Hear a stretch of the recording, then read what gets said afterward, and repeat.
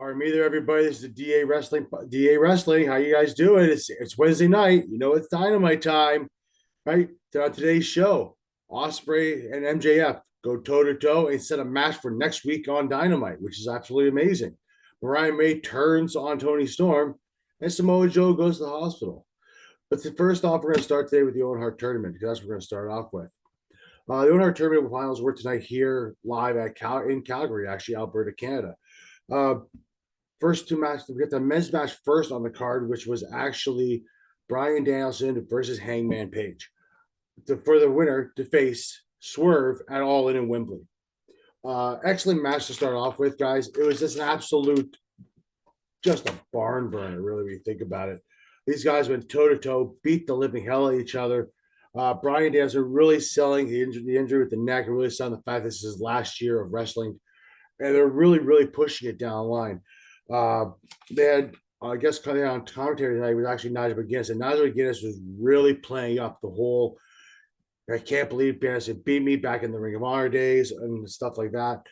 And he was really pushing the whole thing, really going pro Adam Page on this one. And to be honest with you, I'm quite surprised Adam Page did not win this match. Bryan Danielson won, and Bryan Danielson will be the one facing Swerve at All In Wembley. It's kind of a little surprise to me. The reason it's surprised because I figured they would have wanted to go with Adam Page versus Swerve, like number 2 or 3. I think this is number 3 at Wembley for the title. They still may get to that right now. We're not too sure if that's really where they want to go. But right now, it looks like it's just going to be Bryan Danielson versus Swerve for the title. Excellent match, though, like I said. Bryan Danielson and Page just beat the living hell out of each other. Jeff Jarrett was the special enforcer for this match and turned out to be also a referee. How that got to that was that Page was basically beating the hell out of Bryan Danielson so much to the point where Danielson couldn't take it anymore. Bryan was busted open, bleeding like a stuck pig. And so he threw him on the outside, got him outside. And Jarrett's trying to take a look at it because he is the enforcer. He just wants to maintain honor and dignity because it is Owen Hart, and Owen Hart, they really showed how Owen Hart was his really a very good friend of his outside of the business. So eventually Bryan Danielson makes it back into the for a count of 10. They almost counted him out. Comes back in. Bryan Danielson goes for the Besito knee, and again the Besito knee on him. Almost gets a 3 count at one point. Goes for it again later on in the match. Knocks the referee out. Jarrett comes in, takes right. Page starts going at Jarrett because he's not like because he fought Jarrett last week. He was not very happy about that. They chased after him. Jarrett reveals that he is actually the referee now for the rest of the match. He had an AEW referee shirt on. And the match got even more intense with that, too. Page nearly won this match 2 times, actually. He actually buckshot lariated Bryan Danielson in the back of the head, then tried to go for a front. He missed it. Eventually, Bryan Danielson got him into the bell lock. It's in turn. Eventually, Page got him into the dead eye. Right. Then went for a bell lock himself. Bryan Danielson reversed it. And we did 1, 2, 3. Shocked the hell out of everybody. Maybe not for like a lot, but for me it did because I really thought they were going to go that way in the match. So, hey, there you go. You got Bryan Danielson versus Adam Page into the final at All In Wembley. Danielson was very visibly happy. They brought in Martha Hart, came down with Jeff Jarrett, with the vice president, presented him with the trophy and that special Owen Hart title they give away now every year. Excellent match. After that, we got Swerve. We're going to talk Swerve. Strickland came out after that match, though, and started talking about how he beat Osprey, how he is the best in the world now. And it's kind of hard to argue with that right now. It really is hard to argue how Swerve Strickland is actually the best in the world. We think about it. He has been on top of his game from the get-go of this year and into late last year. He has truly shown that he is probably one of the best guys. It took a long time to get there, and he doesn't plan on leaving anytime soon. Just after match after match, and all of them are really good. Like if you want to go back and watch his match with Samoa Joe, even the match with Hangman Page, they were fantastic. He also mentioned too how the top three guys right now in AEW are obviously Swerve, is Will Osprey, and Kazuchika Okada, the Continental Champion. So we're going to see this next week as well. We're going to see Swerve challenge Okada to a match, champion versus champion, next week on Dynamite, I believe, as well. That's been signed. So that's going to be a heck of a match there. Also, Swerve did announce that he will be a participant in Blood and Guts. Last week, the Bucks came out and offered him a spot on the team. He turned it down. He said he's going to be in Blood and Guts, but he's going to be as part of his team AEW. Funny part later that night, though, too, Adam Page came up to the Bucks and gave them a yes on their answer. He will be joining the team for Blood and Guts, which will happen in about 2 weeks' time, I believe, in Nashville. I think that's basically what they said they were starting it. And so right now, you're going to have Mark Briscoe and Swerve Strickland versus the entire elite for Blood and Guts. Not a bad match. It's going to be a lot of fun for everybody. Moving to Osprey, though, we were just talking about Osprey too because he was mentioned, and now we're going to talk about the Osprey and MJF. Well, that opened the show. Will Osprey came down the ring to open up the show in Calgary. He sits in the turnbuckle. He starts talking about how last week what MJF did today, Daniel Garcia. About how he praised Daniel Garcia, how he's fighting, how he's earned everything he's earned, and what MJF did was cowardly. He showed how MJF is very insecure. Talked about how MJF doesn't deserve a lot of things. He's not the big guy he is or claims he is. He's not the best. He's saying that he's the devil. He's not the devil. That Osprey is well above him. And basically challenged MJF. MJF did it for that night on Dynamite. Now, that would have been a great card if you put MJF versus Will Osprey on Dynamite in Calgary. I mean, sure, everybody in Calgary was really excited when they started that one might actually happen. MJF comes out.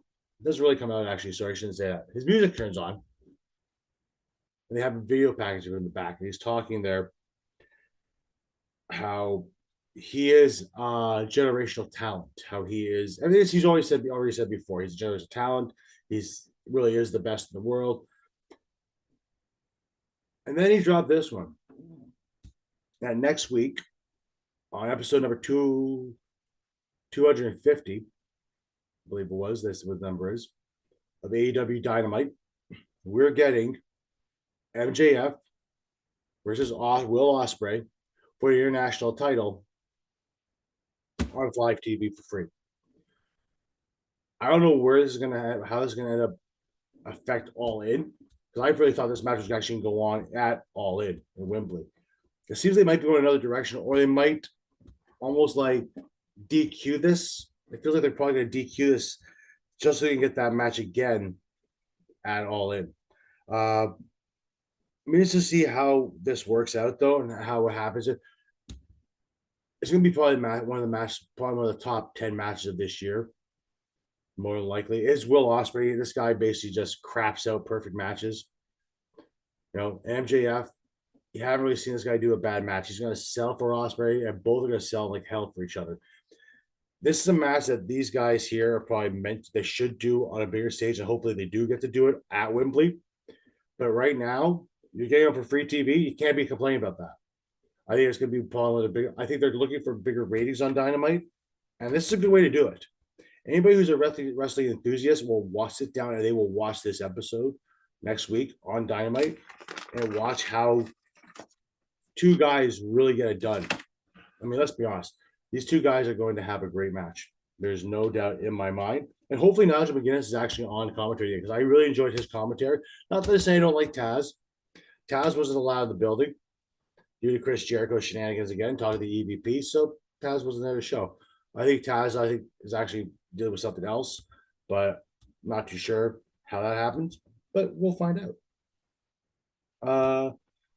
Next on AEW Dynamite, we have the return of Darby Allin. He was in the back. He was beat up Brandon Cutler, and he said this wasn't over yet between the Elite and Darby Allin. So expect Darby Allin to play some kind of factor. Probably will be in Blood and Guts on Team AEW. So that's looking forward to that one as well. Speaking of actually Blood and Guts, really quick though, even though I did mention earlier about Hangman Page, looks like I said, as I said earlier, Hangman Page will be on Team Blood and Guts, as Swerve is also in Blood and Guts on Team AEW. Think about it now. That may actually be how this may turn into a three-way match at All In between Adam Page, Swerve, and Bryan Danielson. I know you guys don't want. I know people want to hear three-way. They don't want to hear three-way. I get it. It's a three-way match. You see, they do a lot of three ways or four ways and stuff like that. A lot of people do them. It's kind of hard not to want to do that though, considering the fact that it is Swerve, it is Bryan Danielson, it is Hangman Page. You're getting these three guys, though. More likely you might probably get these three guys. It's going to be a hell of a good time. Wembley right now is shaping up to be a hell of a card, and it's going to get even better. Trust me on this one. Actually, what I talked about comes on soon. We got Samoa Joe tonight versus Chris Jericho in a Calgary Stampede street fight. Why they got to do these things?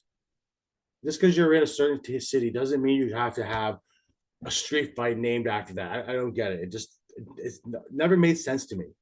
I just don't. It just doesn't make sense. It doesn't register. I understand just the way you just call it a street fight. That's fine. We have to call it Calgary on it, whatever. It makes it special, but it was fine. Like, it was a good match. It was a good match for what it was. They beat the living hell out of each other. It got taken to the back, and this is where it's interesting. Samoa Joe had to go key clutch on Jericho in the back of the arena during the match. And all of a sudden, Big Bill comes out, hits Joe in the back of the chair. They continue to beat on Bill. Jericho takes his belt off, lays out Joe, lays him onto a forklift, and then proceeds to drive a forklift through a wall. And Joe goes flying off the forklift.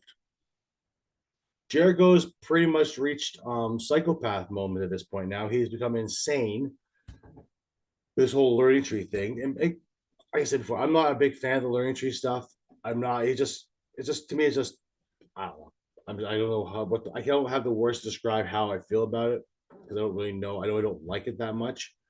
But if he's going to go into like a psychopathic version of Chris Jericho where he has to believe he has to teach it, I might get hooked into it.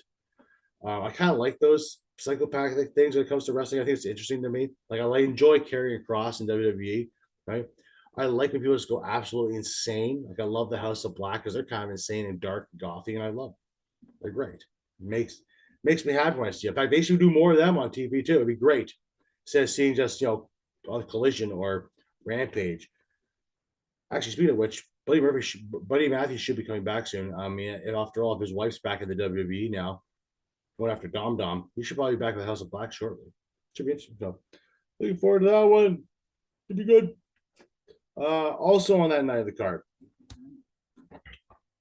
we got a four-way match for the Continental title. Someone to face Okada at Wembley, from what I understand. From what they were saying is whoever the winner of this four-way, which included the Stone Pitbull, Tomohiro Ishii, which was awesome to see. I mean, if you're in Calgary, you get to see Tomohiro Ishii. That's fantastic. I got to see him in Toronto about a year and a half, 2 years ago. It was fantastic. So it's a lot of fun.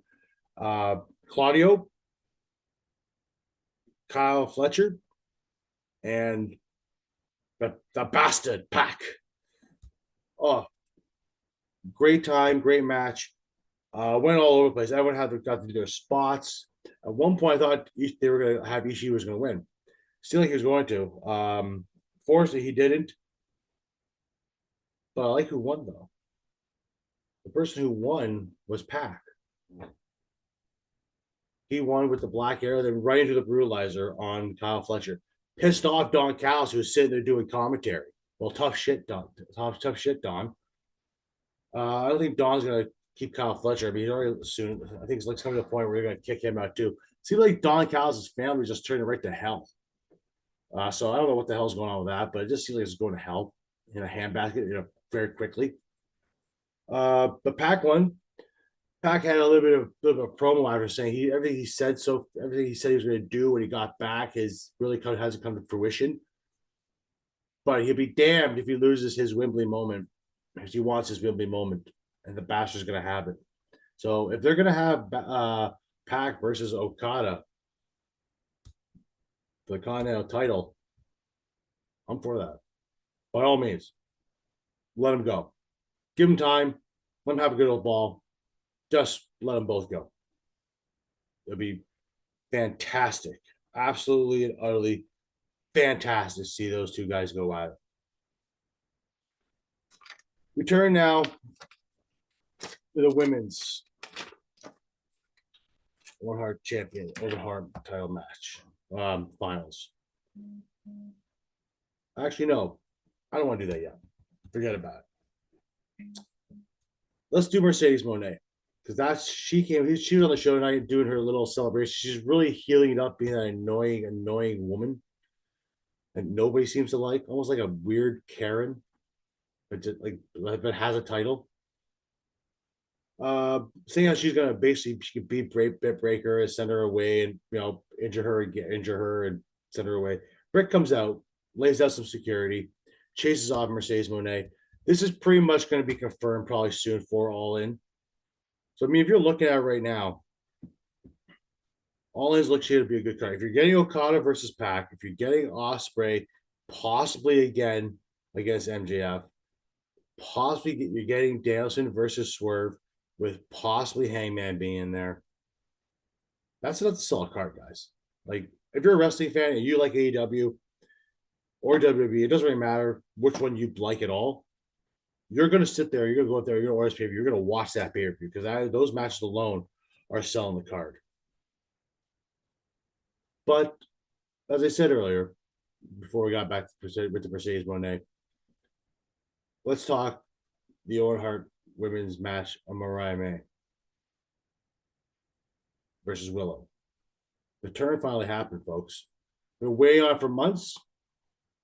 Kind of saw this one coming, but I was mistaken as to who it was going to be. I wasn't too sure if it was going to be Mariah May. I thought maybe it would be Toni Storm, because Mariah May she was really pushing Mariah May to win this Owen Hart tournament.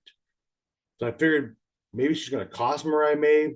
Something else going to happen. That's the way it was looking.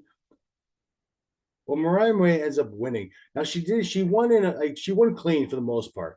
You did get a bit of an interference from Chris Statlander and Stokely Hathaway, but it really didn't affect much. It wasn't really much of a real interference, because it didn't really cost Willow. It kind of hit her a bit to knock a little bit of, knock some of the stars off her head, I guess you want to call it that, or maybe see burrs a little bit, but it wasn't really effective, because Willow still almost won the match. Mariah May ended up beating Willow pretty clean, though. Like I said, with a pretty low roll up for the most part. But that's not where everything happened, though. The end of the match, Mariah May and her walking up to the trophy and the title. So he starts doing the whole good old congratulations, love you, all this stuff, and then Mariah May turns around and just goes absolute psycho bitch on her.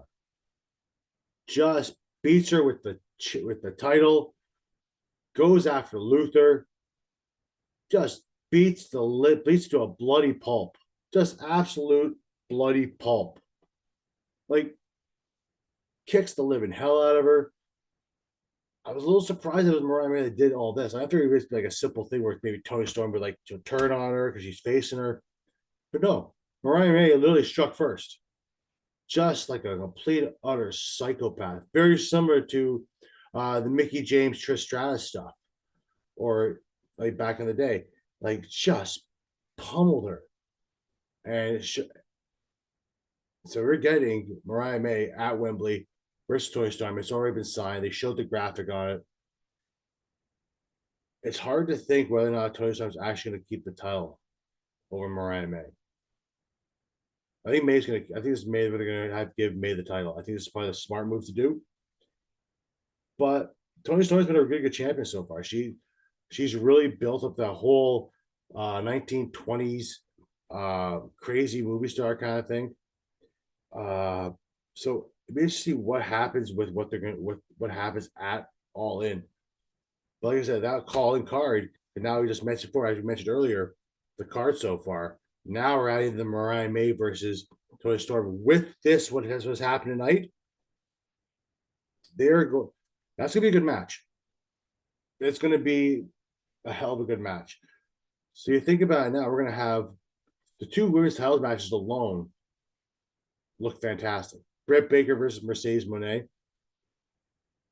Mariah May versus Toni Storm. Those two women's matches, I mean, who's going to complain with those? Mariah is a hell of a good wrestler. My guess is she's probably going to have Mina Shirakawa beside in her corner. Obviously, Toni Storm is going to have Luther in her corner. So it'll be interesting to see what happens. Looking forward to it, to be honest with you. Also, that was basically AEW, guys. That was AEW tonight. Like I said, good show. Really progressed. Excited for next week for Osprey versus MJF. On a side note, though, it came over the wire earlier today, though. Stephanie Vacara, who ended up losing to Mercedes Moné at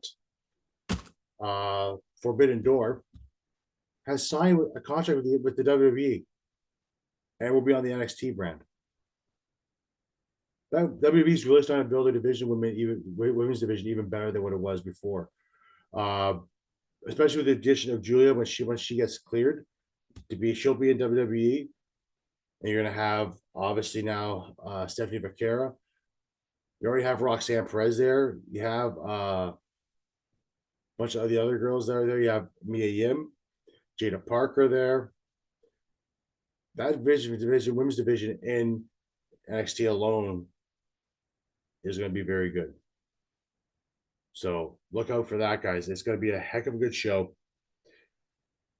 And I hope you guys enjoyed this show. I hope you enjoyed the episode. Make sure if you're bored or you just had a good old time. I know it's a small click for you guys, but really big stuff for us here at D-Ray Wrestling or Dar Wrestling. Click on down below, subscribe down below. And once you can find your eye too, why don't you check out this video down below? It's pretty good, actually.